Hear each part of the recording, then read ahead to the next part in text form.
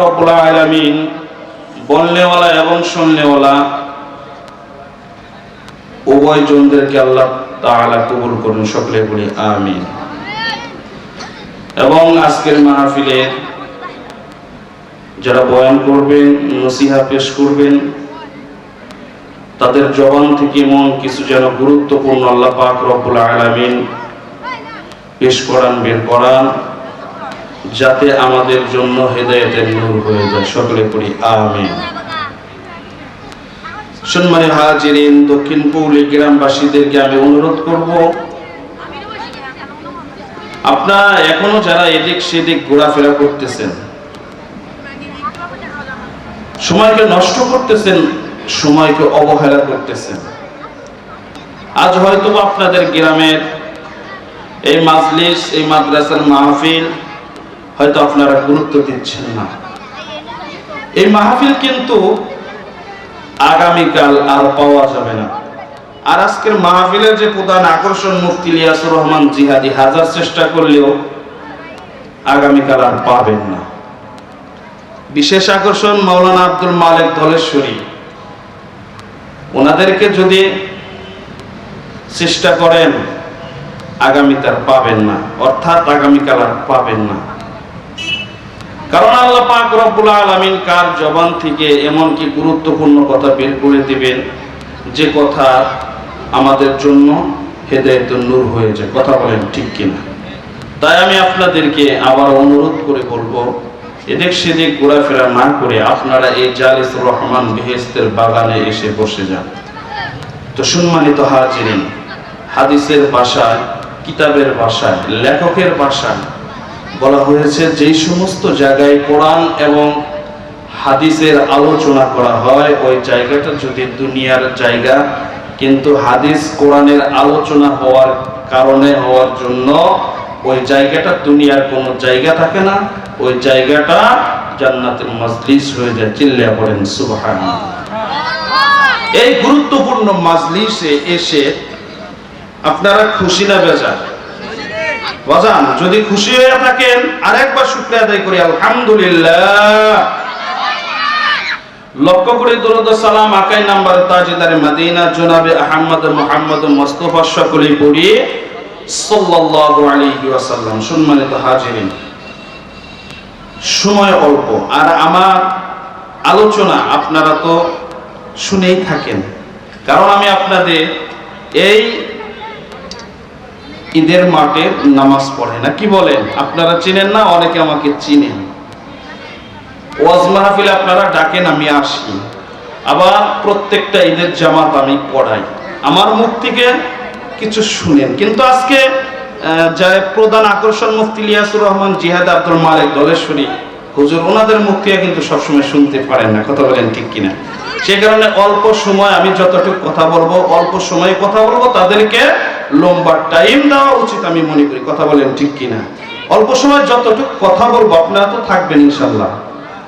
যদিও অল্প সময় কথা বলবো, কিন্তু কথাগুলো আমার বাপ দাদার কথা নয়, আমার বংশের কোনো কথা নয়। আমি কথা বলবো ইনশাল্লাহ কোরআন এবং হাদিসের কথা। কথা বলেন ঠিক কিনা? সম্মানিত হাজিরিন, মেরে মুহতারাম ভাই বুজুর্গ, আমি পবিত্র কালামুল্লাহ থেকে পরিচিত একটি আয়াত তেলাওয়াত করেছি, উদউনি আস্তাজিব লাকুম। আল্লাহ পাক রব্বুল আলামিন বলেন যে তোমরা আমাকে ডাকো, আমি তোমাদের ডাকে সাড়া দেব। সম্মানিত হাজিরিন, আল্লাহ পাক রব্বুল আলামিন বলেছেন যে তোমরা আমাকে ডাকো, কিন্তু আমি তোমাদের ডাকে সাড়া দেব। আমরা তো আল্লাহ তাআলাকে ডাকার মতন ডাকতে পারি না। কথা বলেন ঠিক কিনা? হযরত উলামায়ে কেরাম, যারা বুজুর্গ কামের মানুষ, সাহাবায়ে কেরাম, নবী রাসূল যারা ছিলেন, কোন একটা জিনিস প্রয়োজন হলে আল্লাহ পাক রব্বুল আলামিনের দরবারে তারা চাইতেন, আল্লাহকে ডাকতেন, আল্লাহ পাক রব্বুল আলামিন তাদেরকে দিয়ে দিতেন। সুবহানাল্লাহ। কিন্তু বাজান, আফসোস আর দুঃখের সাথে বলতে হচ্ছে, আমরা মুসলমানের সন্তান, আমরা মুসলমানের সন্তান নিজেকে দাবি করি, কিন্তু আল্লাহকে ডাকবো কিভাবে? আজও পর্যন্ত জানতে পারলাম না। কথা বলেন ঠিক কিনা? আপনি কত গুনাহ করেছেন, কত পাপ করেছেন। আপনার গুনাহ থেকে আল্লাহ পাক রব্বুল আলামিনের দয়া রহমত লক্ষ লক্ষ কোটি কোটি গুণ বেশি। চিল্লা পড়েন সুবহানাল্লাহ। আপনি যদি আপনার গুনার দিকে যদি তাকান, আপনি বুঝতে পারবেন যে আপনি জীবনে কত গুনাহ করেছেন। আমি জীবনে কত গুনাহ করেছি, আমি ছাড়া, আল্লাহ ছাড়া আর কেউ জানে না। কথা বলেন ঠিক কিনা? আমরা দুনিয়াতে এমন ভাবে চলাফেরা করতেছি, মনে হয় কবরের ভিতরে আপনি আর আমি যাব না, মনে হয় ইন্তেকাল করব না, মনে হয় আজরাইল আপনার সামনে আমার সামনে আসবে না। এরকম ভাবে চলাফেরা করতেছি। আজান দিচ্ছে, শুনতেছি, অথচ মসজিদের দিকে যাই না। কথা বলেন ঠিক কিনা? আজান হচ্ছে, মসজিদের সামনের দিক দিয়েই যায়। মসজিদ দেখতেছি, এখানে মসজিদ, আজান হয়েছে, নামাজ পড়া দরকার, উচিত, কিন্তু বুঝেও দেখেও না দেখার বান করে আমরা চলাফেরা করতেছি। বাজান, আজরাইল যখন আপনার সামনে আমার সামনে দাঁড়িয়ে যাবে, তখন আর এই সুযোগ আর পাবেন না যে আজরাইল আমাকে সময় দাও, আমাকে সময় দাও। কিন্তু আমি যে জিনিসটা আপনাকে বুঝাইতে চাচ্ছি, এই গুনাহ অবস্থায় যদি আপনার ইন্তেকাল হয়ে যায়, আমার ইন্তেকাল হয়ে যায়, উপায়টা হবে কি বলেন? এই 50 বছর, 60 বছর, 70 বছর, 80 বছর যে আল্লাহ আপনাকে আমাকে হায়াত দিয়েছে, আপনি কি ভাবতেছেন যে এমনি হায়াত দিয়েছে? কই কই করে সেকেন্ড সেকেন্ড আল্লাহ পাক রব্বুল আলামিন আপনাকে আমাকে হিসাবের কাঠগড়ায় দাঁড় করাবে। আপনার সময়টা কোন দিকে ব্যয় করেছেন? নেক কাজের দিকে নাকি গুনার কাজের দিকে? আল্লাহ পাক রব্বুল আলামিন যদি আপনাকে প্রশ্ন করে, আপনি উত্তর দিতে পারবেন না। তাই আমি আপনাদেরকে অনুরোধ করে বলবো, এখনো সময় আছে, গুনার দিকে তাকাতে হবে। গুনাহ যে কত ভয়ঙ্কর। আপনি আর আমি ডাইনে যাচ্ছি, গুনাহ হচ্ছে, বাম দিকে যাচ্ছি, গুনাহ হচ্ছে, সামনের দিকে যাচ্ছি, গুনাহ হচ্ছে, হাতের গুনাহ, চোখের গুনাহ, যেই দিকে যাচ্ছে ওই দিক দিয়ে অঙ্গ প্রত্যঙ্গ সব কিছুর মাধ্যমে শুধু গুনাহ আর গুনাহ। কথা বলেন ঠিক কিনা? এই গুনাহ অবস্থায় আজকে যদি ইন্তেকাল হয়ে যায়, আপনার আর আমার অবস্থা জাহান্নাম ছাড়া কোনো উপায় নাই। কথা বলেন ঠিক কিনা? মৃত্যুবরণ করতেই হবে। কিন্তু আমি আপনাদেরকে অনুরোধ করে বলবো, আল্লাহর কাছে ক্ষমা চাইতে হবে। যে গুনাহ করেছি, এই গুনাহ থেকে আল্লাহর কাছে সরি বলতে হবে, আল্লাহর কাছে অনুতপ্ত হতে হবে। একটা গুনাহ হয়ে গিয়েছে, আল্লাহ আমার ভুল হয়েছে, ক্ষমা করে দাও, আল্লাহর কাছে মাফ চাইতে হবে। আপনি যদি আল্লাহকে ডাকতে পারেন, ডাকার মতন যদি ডাকতে পারেন, অবশ্যই আল্লাহ পাক রব্বুল আলামিন আপনার ডাকে সাড়া দেবে। চিল্লায়া পড়েন সুবহানাল্লাহ। আপনি আর আমি দুনিয়ার ভিতরে চলতেছি, যেমনি মন চাচ্ছে এমনি চলতেছি। আপনি বিপদে পড়লে আপনার আত্মীয় স্বজন আপনাকে ওই বিপদ থেকে হেফাজত করতে পারে, কিন্তু কিয়ামতের ময়দানে, হাসরের ময়দানে এমন একটা অবস্থা হবে, কেউ কাউকে চিনবে না, কেউ কাউকে দেখবেও না। কথা বলেন ঠিক কিনা? দুনিয়ার মধ্যে সবচেয়ে আপনজন মা এবং বাবা, ভাই বোন, ওনারাও আপনাকে স্বীকার করবে না, চিনবে না। আল্লাহ পাক রব্বুল আলামিন বলেন, ইয়াউমা ইয়াফিরুল মারউ মিন আখিহি ওয়া উম্মিহি ওয়া আবি ওয়া সাহিবাতিহি ওয়া বানিহি। আল্লাহ পাক রব্বুল আলামিন পবিত্র কালামুল্লাহর মধ্যে ইরশাদ করেছেন, দুনিয়ার মধ্যে একজন সন্তান যখন বিপদে পড়ে যায়, সেই সন্তান মায়ের কাছে যাইতে পারে, আবার মা যদি না থাকে তাহলে এই সন্তান বাবার কাছে যাইতে পারে। কথা বলেন ঠিক কিনা?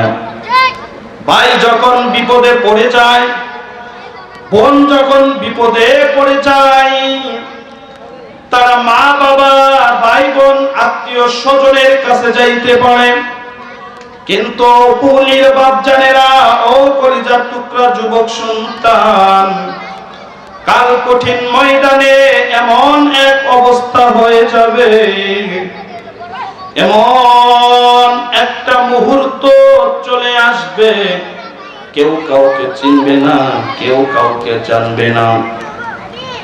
আল্লাহ পাক রব্বুল আলামিন যখন কহার নামের রূপ ধারণ করে ওই বিচারের চেয়ারের মধ্যে বসবেন, কহার নামের ক্ষমতা যখন আল্লাহ ওই চেয়ারের মধ্যে বসে যখন হুঙ্কার দিবেন, হুঙ্কার ছাড়বেন, দুনিয়ার মানুষ নয়, শুধু দুনিয়ার ভিতরে যাহা কিছু আছে শুধু মানুষ নয়, শুধু মানুষ নয়, নবী রাসূল পর্যন্ত থরথর করে কাঁপতে থাকবে। তাই আমি আপনাদেরকে অনুরোধ করে বলবো, ওই কাল কঠিন ময়দানের কথা চিন্তা করতে হবে, মরণের কথা চিন্তা করতে হবে। আজকে এইখানে আপনি আছেন, এখন বাড়ি পর্যন্ত যাইতে পারবেন কিনা আর কোনো গ্যারান্টি নাই। কথা বলেন ঠিক কিনা? এ বাজান, আপনি যে গুনাহ করেছেন আল্লাহর কাছে মাফ চাইতে হবে, আল্লাহর কাছে ক্ষমা চাইতে হবে। আল্লাহর কাছে যদি ক্ষমা না চান, আল্লাহর কাছে যদি মাফ না চান, এই অবস্থায় যদি আপনার মরণ হয়ে যায়, আমার মরণ হয়ে যায়, কি অবস্থা হবে রে বাজান? আমি বলতেছিলাম, কাল কঠিন ময়দানে আমার আল্লাহ যখন ওই চেয়ারের মধ্যে বসে বিচার যখন শুরু করে দিবে, বিচার যখন আরম্ভ করে দিবে, দেখা যাবে কোন কোন মানুষ নেকির পাল্লাটা ভারী হয়ে গেছে, আবার দেখা যাবে কোন কোন মানুষের ওই গুনার পাল্লাটা ভারী হয়ে গেছে, অর্থাৎ পাপের পাল্লাটা ভারী হয়ে গেছে। আল্লাহ পাক রব্বুল আলামিন এর বান্দারা শুধু গুনাহ নয়, আরো দেখতে পারবে ওইখানে কিছু কিছু গোলাম, কিছু কিছু বান্দা আছে যাদের নামগুলো জাহান্নামের খাতায় চলে গেছে, আবার কিছু কিছু মানুষের নামগুলো ওই জান্নাতের লিস্টে চলে যাবে। আবার এদের মধ্য থেকে এমন কিছু মানুষ বের হবে যাদের একটা মাত্র নেকির জন্য ওই জান্নাতে যাইতে পারবে না, একটা মাত্র নেকির অভাবে ডাইনে বামে পিছনে সামনে পাগলের মতো দৌড়াবে। আমি একটা মাত্র নেকি কোথায় পাই, কোথায় পাই? একটা মাত্র নেকি হলেই তো আমি জান্নাতে যাইতে পারি। ওই গোলাম, ওই বান্দা, ওই যুবক সন্তান আল্লাহকে বলবে, ওগো আল্লাহ, আমার তো একটা মাত্র নেকির দরকার। ও কৌলির বাপজানেরা, আমার আল্লাহর অন্তরে তো দয়ার অভাব নাই, মায়ার অভাব নাই। কথা বলেন ঠিক কিনা? বান্দার এই কথা শোনার সঙ্গে সঙ্গে আমার আল্লাহ পাক রব্বুল আলামিনের দরবার, আল্লাহ পাক রব্বুল আলামিনের অন্তরে মায়া লেগে যাবে, দয়া হয়ে যাবে। তখন গোলামকে বলবে, এরে গোলাম, এরে বান্দা, যাও যাও, তোমাকে সুযোগ দেওয়া হলো। এ বাজান, তুমি আর আমি দৌড়াবো কোথায় একটা মাত্র নেকি পাই, কোথায় একটা মাত্র নেকি পাই? এ বাপজানেরা, ও কলিজার টুকরা যুবক ভাই, ও পর্দার আড়ালের মা বোনেরা, খেয়াল করিয়া শুনো, খেয়াল করিয়া শুনো। তখন দৌড়াইতে দৌড়াইতে যুবকগুলো তুমি আর আমি মানুষগুলো মায়ের কাছে চলে যাবে, বাবার কাছে চলে যাবে। মা বলবে, এরে সন্তান তুমি কে, এরে যুবক সন্তান তুমি কে, এইখান থেকে দূর হয়ে যাও, এইখান থেকে দূর হয়ে যাও, এইখান থেকে চলে যাও, কারণ আমি নিজেই তো এক মহা বিপদে পড়েছি। আল্লাহ পাক রব্বুল আলামিন আমাকে যদি ধরে ফেলে আমার উপায়টা হবে কি? আমার জাহান্নাম ছাড়া কোনো গতি না। সন্তান মায়ের কাছে যখন যাবে, মা তখন বলবে সন্তানকে, এরে সন্তান তুমি কে, তুমি এইখান থেকে দূরে চলে যাও। তখন বলবে, মা আমি তো তোমার সন্তান আব্দুল করিম আব্দুর রহিম, আমি তো তোমার সন্তান আব্দুল করিম আব্দুর রহিম। তুমি নিজে না খেয়ে আমাকে খাওয়িয়েছ, তুমি নিজে না পড়ে আমাকে পড়িয়েছ, ডিম বেচার টাকা দিয়ে কত আমাকে দিতে। মা তুমি আজ আমাকে চিনতেছ না? দেখো একটা মাত্র নেকির কারণে, একটা মাত্র নেকির অভাবে আমি আজকে জান্নাতে যাইতে পারতাছি না, আমার নামটা ওই জান্নাতের খাতায় তুলতে পারতাছি না, মাগো আমাকে একটা মাত্র নেকি দাও। তখন ওই সন্তানকে ওই মা ডাক দিয়ে বলবে, এরে সন্তান তুমি এইখান থেকে চলে যাও, চলে যাও, আমি তো তোমাকে চিনি না, আর তুমি আমাকে মা ডাকো কেন? আমি তো তোমাকে চিনি না, চিনি না, এখান থেকে দূরে চলে যাও। শেষ মুহূর্তে ওই সন্তান মায়ের কাছ থেকে চলে বাবার কাছে চলে যাবে। এই বাজান ঠিক ওই সন্তানকে মা যেমনটা বলেছে ঠিক তেমনি ভাবে বাবাও একই কথাই বলবে। আপনি মহা বিপদে পড়েছেন, এই বিপদ থেকে যদি আপনি উদ্ধার না হতে পারেন তাহলে কিন্তু আপনার জন্য বিপদ আরো বেড়ে গেল। কথা বলেন ঠিক কিনা? আপনি দুনিয়ার বিপদে পড়ে গেলেন, আপনার ভাই বন্ধু আত্মীয় স্বজন মা বাবা যারা আছে আপনাকে ওই বিপদ থেকে হেফাজত করতে পারবে, ওই বিপদ থেকে উদ্ধার করতে পারবে, কিন্তু কাল কঠিন ময়দানে আপনার জন্য আমার জন্য যে মহা বিপদ রয়েছে এই বিপদ থেকে আল্লাহ ছাড়া কেউ কিন্তু উদ্ধার করতে পারবে না। কথা বলেন ঠিক কিনা? আপনি আর আমি চিন্তাই করতেছি না কবরে যাওয়ার পর যে একটা মহা বিপদ আপনার জন্য আমার জন্য অপেক্ষা করতেছে, আপনার আমি এগুলো চিন্তাই করি না। যদি চিন্তা করতাম তাহলে আপনার মাধ্যমে কবিরা গুনাহ হবে দূরের কথা, সগীরা গুনাহ হতো না। কথা বলেন ঠিক কিনা? সম্মানিত হাজিরি, আল্লাহর বান্দা বাবার কাছে যখন যাবে বাবা ঠিক মায়ের মতো বলবে, এ সন্তান এইখান থেকে তুমি দূরে চলে যাও, তুমি দূরে চলে যাও। এ যুবক আমি তো তোমাকে চিনি না, তোমাকে জানি না, এইখান থেকে সরে যাও, এইখান থেকে সরে যাও। আর এইখানে তুমি থাকলে আমি বিপদে পড়তে পারি, আমি আরো মহা বিপদে পড়তে পারি। এইখান থেকে তুমি চলে যাও, এইখান থেকে চলে যাও।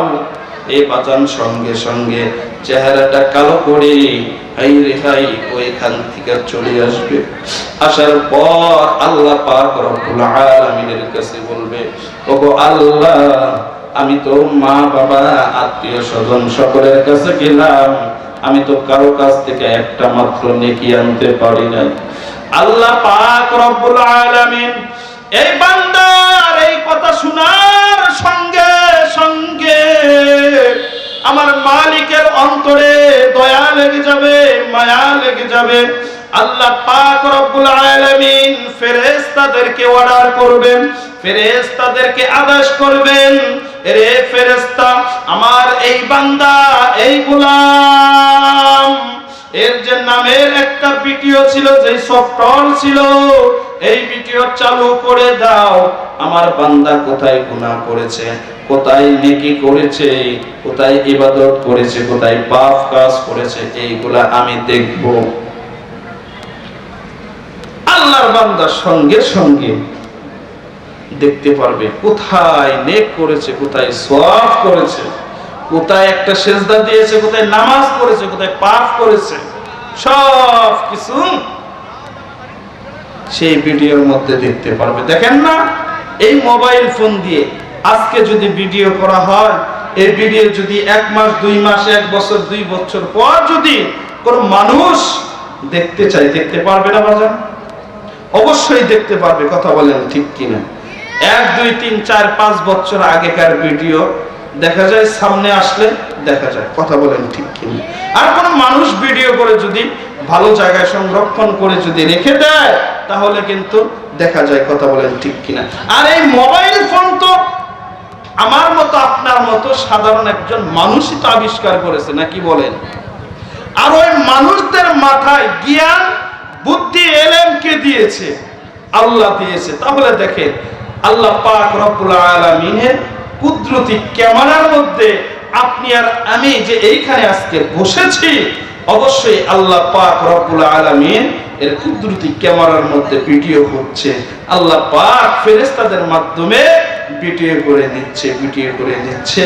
ঠিক কাল কঠিন ময়দানে যখন আপনার ভিডিও আমার ভিডিওটা চালু হয়ে যাবে, তখন আপনি আর আমি অটোমেটিক দেখতে পারবো।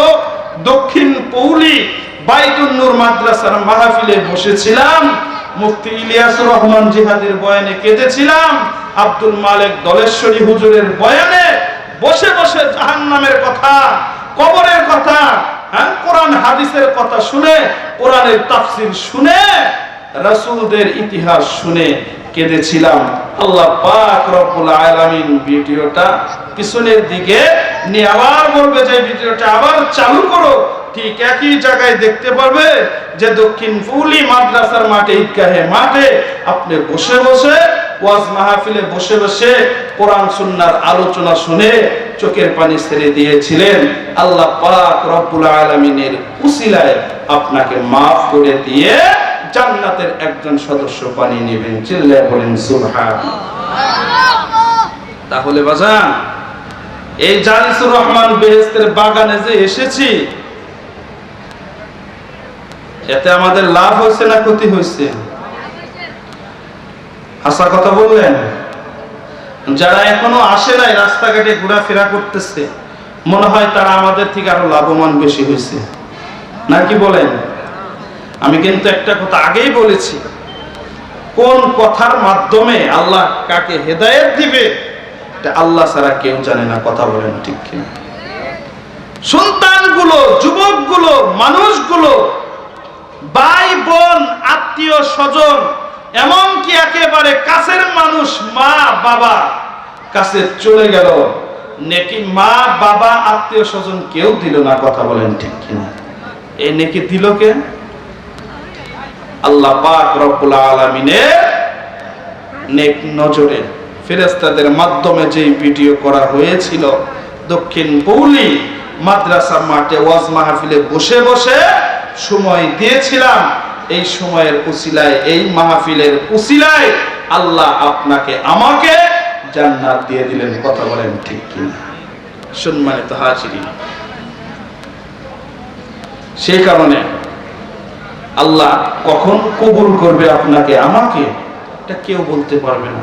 একজন মুসলমান হওয়ার পর তার অন্তরের ভিতরে যে জিনিসটা বেশি ফিট করতে হবে সেটা হচ্ছে আল্লাহর তাকওয়া। কথা বলেন ঠিক কিনা? ইত্তাকুল্লাহ, আমার মালিকের ভয়, আমার আল্লাহর ভয়। কথা বলেন ঠিক কিনা? তাকওয়া। নবীজির সাহাবীরা, নবীজির সঙ্গী সাথী যারা ছিল, যারা দুনিয়ার ভিতরে জান্নাতের টিকিট পেয়েছেন, তাদের ভিতরে 4 জন নবীজির একেবারে কাছের সাহাবী, কাছের বন্ধু ছিল হযরতে আবু বকর, হযরতে আবু বকর, হযরতে আলী, হযরতে ওমর, হযরতে উসমান। ওনারা কিন্তু জান্নাতের টিকিট পেয়েছে দুনিয়াতে। তারপরেও যখন এই কবর সামনে পড়তো, আমার রাসূল আমার নবী যখন মসজিদে নববীর মধ্যে এই জাহান্নামের বয়ান করতেন, কোন এক মজলিসে কোন এক জায়গায় যখন এই কোরআনের কথা বলতেন, জাহান্নামের কথা বলতেন, কবরের কথা বলতেন, সাহাবীরা গলা কাটা মুরগির মতন লাফিয়ে লাফিয়ে কান্দাকাটি করতেন। হযরত ওমর রাদিয়াল্লাহু আনহু রাস্তা দিয়ে যখন যাইতেন গাছের দিকে তাকিয়ে বলতো, রে গাছ তুমি না কত ভালো, আজকে আল্লাহ যদি আমাকে মানুষ না বানিয়ে যদি গাছ বানাইতো, মইরা যাইতাম, কিয়ামতের ময়দানে কোনো হিসাব নিকাশ নিত না। হযরত আবু বকর নবীজির প্রিয় সাহাবী,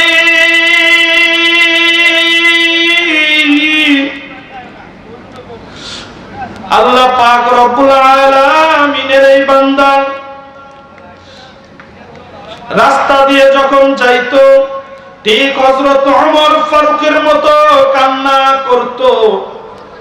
এই মাটির মধ্যে, জমিনের মধ্যে যে সমস্ত গাছ থাকতো, খের থাকতো, এইগুলা হাতে নিয়ে কান্না করত। গাছের পাতা দেখে কান্না করত, এরে গাছ তুমি বললে তোমার কোনো হিসাব নিকাশ নাই, কোনো কিচ্ছু নাই, আর আমি আবু বকর আজকে যদি মারা যাই, আল্লাহ পাক রব্বুল আলামিন মারা যাওয়ার সঙ্গে সঙ্গে আমি আবু বকরকে আল্লাহ হিসাবের কাঠগড়ায় দাঁড় করাবে, আর আমি আল্লাহর সামনে দাঁড়িয়ে কোনো হিসাব দিতে পারবো না, আর হিসাব দেওয়ার মতো যোগ্যতা আমি আবু বকরের মধ্যে না। নবীজির সাহাবীরা যদি এরকম ভাবে চিন্তা করত, তাহলে আপনি আর আমি কোথায় আছি? এত কেন অবহেলা, কেন অবহেলা? নিজেকে প্রশ্ন করে দেখেন, প্রশ্ন করে। হযরত ওমর ফারুক ফিল জান্নাহ, উনি কিন্তু জান্নাতি। ওনার তাকওয়া, ওনার ভিতরে আল্লাহর ভয় কেমন ছিল, ওনার ভিতরে আল্লাহর ভয় কেমন ছিল? আল্লাহ পাক রব্বুল আলামিন ওনার ভিতরে এমন তাকওয়া ছিল, যে ঘটনাগুলো দুনিয়ার মানুষদের জন্য চোখের পানি বের হয়, কথা বলেন ঠিক কিনা? হযরত ওমর ফারুক যখন ক্ষমতায় ছিলেন, ক্ষমতা থাকা অবস্থায় হযরত ওমর ফারুক নবীজির প্রিয় সাহাবী ইন্তেকাল করেছে। এই রেখায় যখন নবীজির এই সাহাবী ইন্তেকাল করলো, ইন্তেকাল করার পর সঙ্গে সঙ্গে সাহাবীরা হযরত ওমর ফারুককে ওই গোসলখানায় নিয়েছে, তাকে গোসল করাবে, তাকে সাদা কাফন পেঁচাবে। এরকম চিন্তা করতে করতে এই আল্লাহর বান্দা নবীজির প্রিয় সাহাবী হযরত ওমর ফারুককে গোসলখানায় যখন নিয়েছে, গোসলখানায় নেওয়ার পর যারা গিয়েছে তারা দেখতেছেন নবীজির প্রিয় সাহাবী হযরত ওমর ফারুক রাদিয়াল্লাহু আনহু শরীরের মধ্যে কেমন যেন চাবুকের দাগ রয়েছে, কেমন যেন চাবুকের দাগ রয়েছে। হযরত ওমর ফারুকের এই দাগগুলো দেখে সঙ্গে সঙ্গে হযরত ওমর ফারুকের স্ত্রীর কাছে জিজ্ঞাসা করা হলো।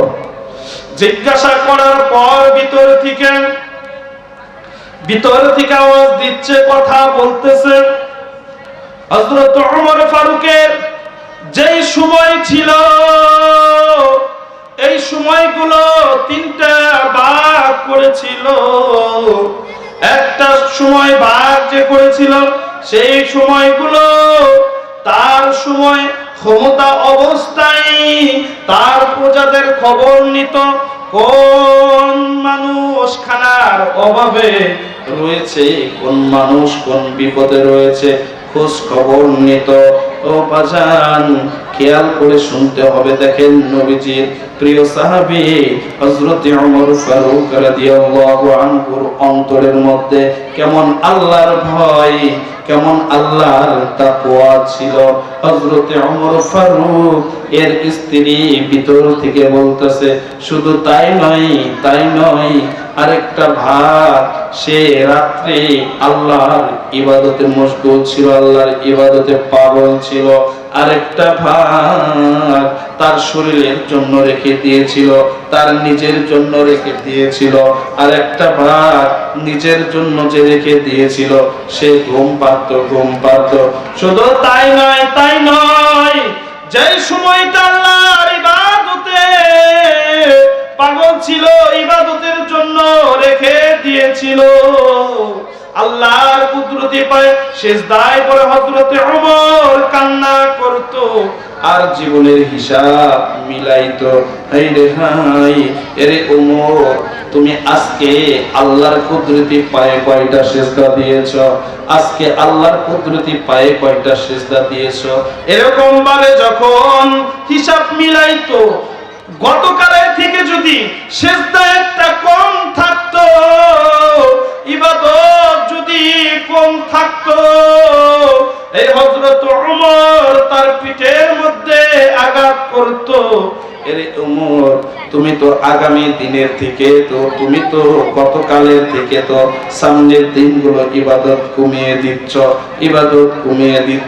তোমার ভিতরে তো আল্লাহর ভয় নাই, তোমার ভিতরে তো জাহান্নামের চিন্তা নাই। এরকম ভাবে নিজেকে বলতো আর আঘাত করতো।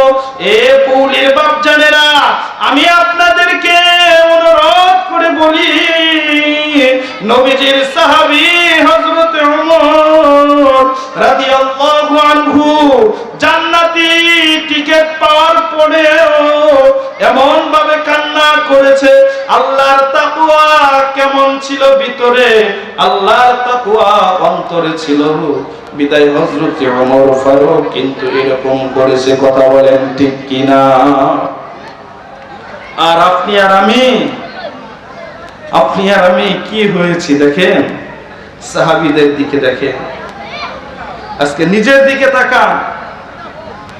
সাহাবীরা জান্নাতের টিকিট পেয়েছে, হ্যাঁ, জান্নাতের টিকিট পাওয়ার পরেও তারা এরকম ভাবে আল্লাহর দরবারে কান্না করত।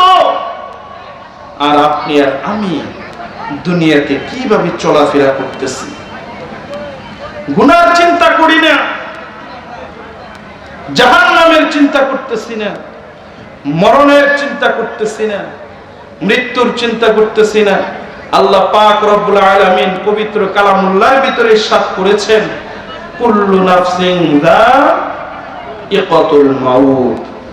দুনিয়ার ভিতরে যাহা কিছু আমার মালিক সৃষ্টি করেছে, আমার আল্লাহ সৃষ্টি করেছে, সব জিনিসকে একদিন না একদিন মৃত্যুর স্বাদ কি করতে হবে? গ্রহণ করতেই হবে।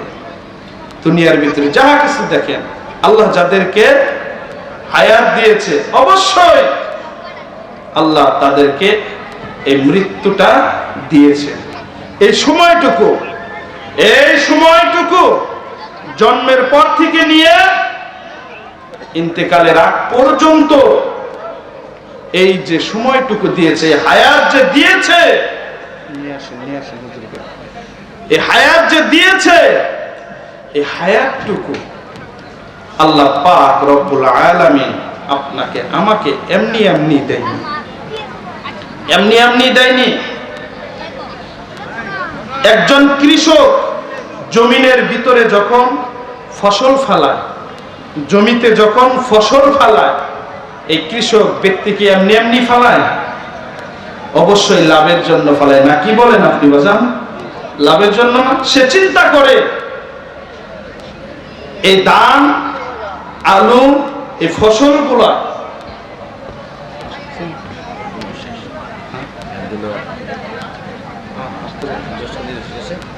ফসলগুলো জমিনে ফেলেছি, ওনার মাথায় চিন্তা থাকে যে পর্যন্ত আমি বাড়ি পর্যন্ত না নিতে পারবো, এই পর্যন্ত সে নিজেকে সফলতা ভাবে না। কথা বলেন ঠিক কিনা? দেখেন, জমিতে আলু ফেলিয়েছে, ধান ছিটিয়েছে, কত মেহনত করতে হয়, কত কি করতে হয়। আর আপনি আর আমি, আল্লাহ পাক রব্বুল আলামিনের বান্দা, আপনাকে আমাকে যে দুনিয়ার ভিতরে সৃষ্টি করেছে, আপনি আর আমি কিঞ্চিত পরিমাণও চিন্তা করলাম না, কিঞ্চিত পরিমাণও ভাবলাম না যে এই 30 বছর 50 বছর হায়াত দিয়েছে, এই হায়াতটুকু আমি কি করলাম, কোন কাজে ব্যয় করলাম, নেকির দিকে বেশি সময়টা নিলাম নাকি গুনার দিকে বেশি নিলাম।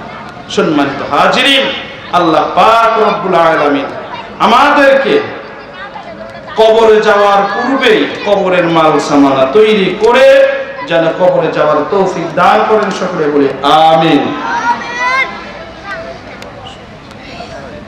সম্মানিত হাজিরিন, আজকের মাহফিলের দ্বিতীয় আকর্ষণ আমাদের টাঙ্গাইল জেলার রত্ন, টাঙ্গাইল জেলার গৌরব, হাফেজ কারি হযরত মাওলানা আব্দুল মালিক দলেশ্বরী হুজুর চলে আসছেন। আমি আর সামনের দিকে যাচ্ছি না। দোয়া করি আল্লাহ পাক রব্বুল আলামিন হযরতকে নেক হায়াত দান করুন। আর আমি যতটুকু আলোচনা করলাম